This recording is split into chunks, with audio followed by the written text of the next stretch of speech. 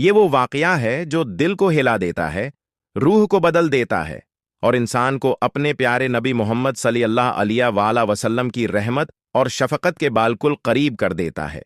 لیکن اس سے پہلے کہ اصل قصہ شروع ہو، ذرا ایک لمحے کے لیے آنکھیں بند کریں اور تصور کریں۔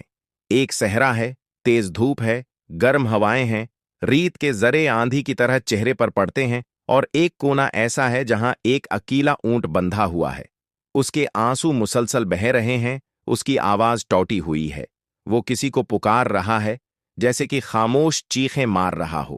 یہی وہ جگہ ہے جہاں وہ سب کچھ ہوتا ہے جسے سن کر انسان کا دل لرز اٹھتا ہے، اور یہ وہ لمحے ہیں جہاں آپ محسوس کرتے ہیں کہ اگر اس دنیا میں کوئی ایک ذات تھی جو انسانوں کی طرح جانوروں کے درد کو بھی محسوس کرتی تھی، تو وہ صرف اور صرف ہمارے نبی محمد صلی اللہ علیہ وآلہ وسلم تھے۔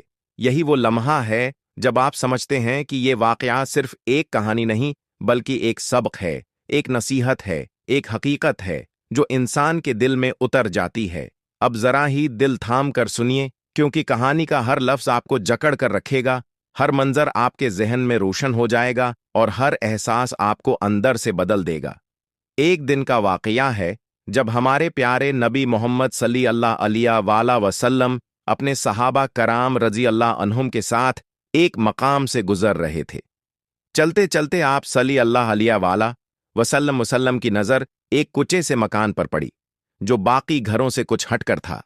دیواریں مٹی کی تھیں، دروازہ لکڑی کا تھا اور اندر خاموشی گہری تھی، لیکن اسی خاموشی کے پیچھے ایک عجیب سی آواز آ رہی تھی، کسی جانور کے رونے جیسی، ایک آہ جیسی، ایک فریاد جیسی۔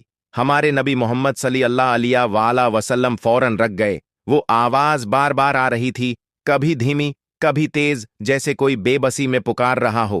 صحابہ کرام رضی اللہ عنہم نے بھی سنا، لیکن سمجھ نہ سکے کہ یہ کیا ہے۔ نبی کریم محمد صلی اللہ علیہ وآلہ وسلم نے فرمایا کہ مجھے اس گھر کے اندر سے کسی مظلوم کی صدا سنائی دے رہی ہے، چلو اندر چلتے ہیں۔ جیسے ہی آپ صلی اللہ علیہ وآلہ وسلم گھر میں داخل ہوئے، ایک ایسا منظر تھا جو دیکھ کر ہر انسان کا دل پسیج جائے۔ کونے میں ایک اونٹ بندھا ہوا تھا، اس کی گردن رسی سے زخمی ہو رہی تھی، اس کی کمر باریک ہو چکی تھی، ہڈیاں نظر آ رہی تھیں اور اس کی آنکھوں سے آنسو بہہ رہے تھے۔ وہ ہمیں دیکھ رہا تھا، لیکن خاص طور پر نبی کریم محمد صلی اللہ علیہ وآلہ وسلم کو، جیسے کہ وہ جانتا ہو کہ بس یہی ذات ہے جو اس کا درد سمجھے گی، یہی ذات ہے جو اس کے قریب آئے گی، اور یہی ذات ہے جو اس کی فریاد سنے گی۔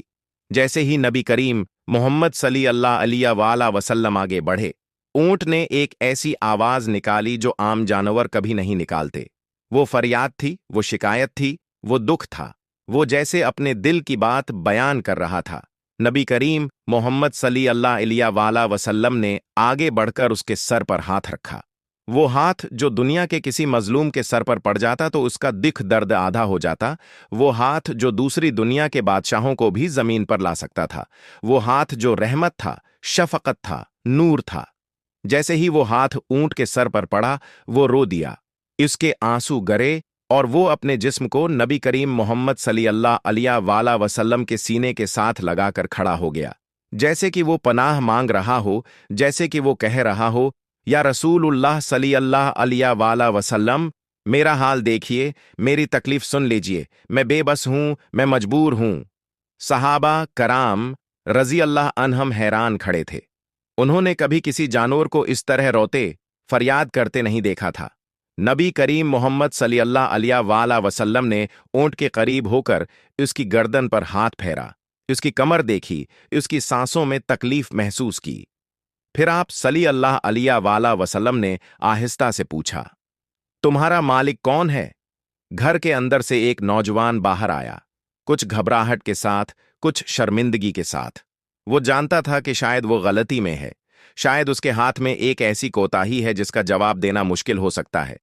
نبی کریم محمد صلی اللہ علیہ وآلہ وسلم نے نوجوان کو دیکھتے ہوئے فرمایا، کیا یہ اونٹ تمہارا ہے؟ اس نے سر ہی نہیں، یہ میرا نہیں ہے، جھکا کر کہا، جی ہاں یا رسول اللہ صلی اللہ علیہ وآلہ وسلم، یہ میرا ہی ہے۔ نبی کریم محمد صلی اللہ علیہ وآلہ وسلم کی آواز میں نہ غصہ تھا، نہ سختی، لیکن اس میں وہ درد تھا जो इस ऊंट के हाल ने आपके दिल में डाल दिया था। आप सल्लल्लाहु अलैहि वसल्लम ने फरमाया, उसने अभी अभी मुझसे तुम्हारी शिकायत की है।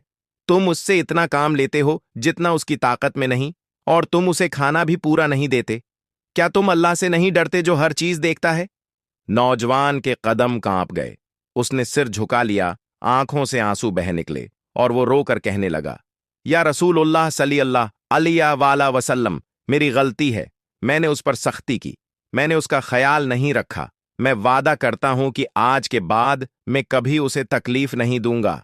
नबी करीम मोहम्मद सल्लल्लाहु अलैहि वसल्लम ने अपनी नर्म आवाज में फरमाया, जानवर भी अल्लाह की मखलूक हैं, ये बोल नहीं सकते, अपनी फरियाद जाहिर नहीं कर सकते, लेकिन अल्लाह उनके भी हक रखता है, और जो इन पर जुल्म करेगा वो अल्लाह के सामने पकड़ा जाएगा। ऊंट इस दौरान मुसलसल नबी करीम मोहम्मद सल्लल्लाहु अलैहि वसल्लम के पास खड़ा रहा। इसके आंसू खशक नहीं हो रहे थे, लेकिन अब उसकी सांसें कुछ हल्की हो चुकी थीं।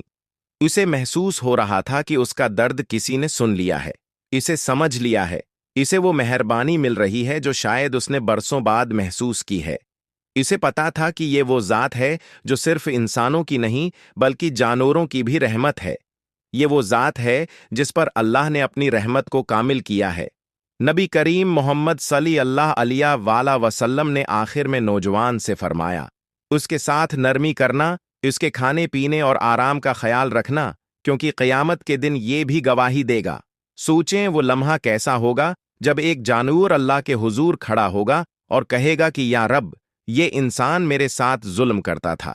यही वजह है कि नबी करीम मोहम्मद सल्लल्लाहु अलैहि वसल्लम ने हमें सिखाया कि रहम सिर्फ इंसानों पर नहीं बल्कि हर मखलूक पर करो, चाहे वो परंदा हो, चाहे वो बकरी हो, चाहे वो कुत्ता हो, चाहे वो ऊंट हो, हर एक की तकलीफ अल्लाह तक जाती है। वाकया खत्म नहीं होता, असल बात यहां से शुरू होती है। ये वाकया हमें बताता है कि अगर नबी करीम मोहम्मद सल्लल्लाहु अलैहि वसल्लम एक ऊंट की तकलीफ पर इतना गमगीन हो गए कि आंखें भर आएं, तो सोचो वो इंसानों के दर्द पर कैसा महसूस करते होंगे। ये किस्सा सिर्फ जानवर के बारे में नहीं, ये किस्सा दिल के बारे में है। ये दर्स देता है कि रहमत कभी छोटी नहीं होती, चाहे वो किसी जानवर पर की जाए या इंसान पर। ये वाकया हमें याद दिलाता है कि अल्लाह की रहमत के सबसे बड़े सफ़ीर वो थे जिनके चेहरे को देखकर दिलों के जख्म भर जाते थे। आखिर में ये भी समझ लें कि ये सिर्फ एक किस्सा नहीं बल्कि एक पैगाम है। अगर हमारे घरों में, गलियों में, हमारे अर्दगर्द कोई जानवर तकलीफ में हो, भूखा हो, जख्मी हो, तो हम सोचें कि नबी करीम मोहम्मद सल्लल्लाहु अलैहि वसल्लम होते तो क्या करते। वो इसकी तरफ बढ़ते, इसको सहलाते, इस पर रहम करते, इसकी तकलीफ को अपनी तकलीफ समझते। यही उनकी संत है, यही उनकी रहमत है और यही उनकी मोहब्बत है। और अगर हम उनसे मोहब्बत का दावी करते हैं तो हमें भी उनके किरदार को अपनाना होगा। आखिर में सुनने वाले के दिल में बस एक ही एहसास रहता है कि हमारे नबी मोहम्मद सल्लल्लाहु अलैहि वसल्लम सिर्फ इंसानों के नहीं बल्कि हर कमज़ोर, हर मजलूम, हर बेज़बान की पुनाह थे। उनकी रहमत बेमिसाल थी, उनकी शफकत बेहद थी और उनका दिल हर मखलूक के लिए खुला हुआ था। यही वो अज़मत है जो उस वाक़ये में झलकती है, यही वो नूर है जो हर लफ्ज़ में चमकता है और यही वो मोहब्बत है जो दिल से कभी नहीं निकलती। अल्लाह हमें भी तौफीक दे कि हम उनकी संत पर चलें, उनकी रहमत को समझें और इस दुनिया में हर कमज़ोर के मुहाफ़िज़ बन सकें। आमीन।